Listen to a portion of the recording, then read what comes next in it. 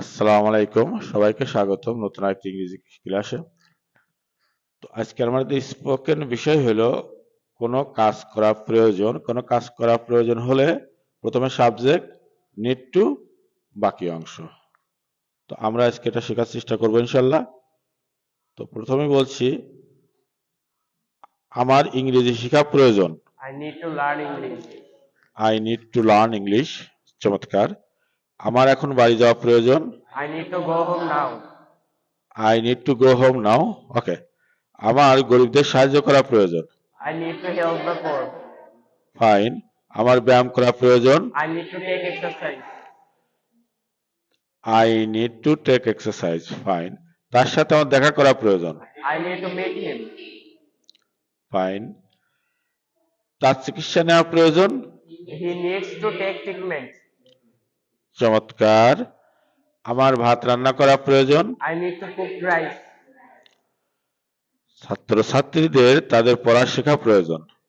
The students need to learn their lesson. Very good. The students need to learn their lessons. তার ঘরটি পরিষ্কার করা প্রয়োজন। He needs to clean his room. Room. She needs to clean her room. তার Facebook ব্যবহার করা প্রয়োজন। He needs to use Facebook. He needs to use Facebook. তার অর্থ এই দাঁড়াচ্ছে যে আমরা একটা রুল ব্যবহার করে এরকম শত শত বাক্য তৈরি করে তার ইংরেজি করতে পারবো ইনশাল্লাহ। সো আমরা এই নিয়মটা চর্চা করলে পরবর্তী আমাদের ইংরেজিতে কথা বলার ক্ষেত্রে এটা অনেক প্রয়োজন হবে। ফ্রি হ্যান্ড রাইটিং, যেমন যদি আমি বলি পরের ম্যাচটা বাংলাদেশের জেতা প্রয়োজন। Bangladesh needs to win the next Match. Match.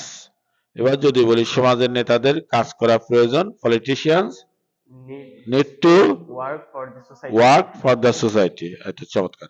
তাই তোমরা এইভাবে বাক্য তৈরি করবা, প্র্যাকটিস করবা ইনশাল্লাহ। সবাইকে ধন্যবাদ। আসসালামু আলাইকুম।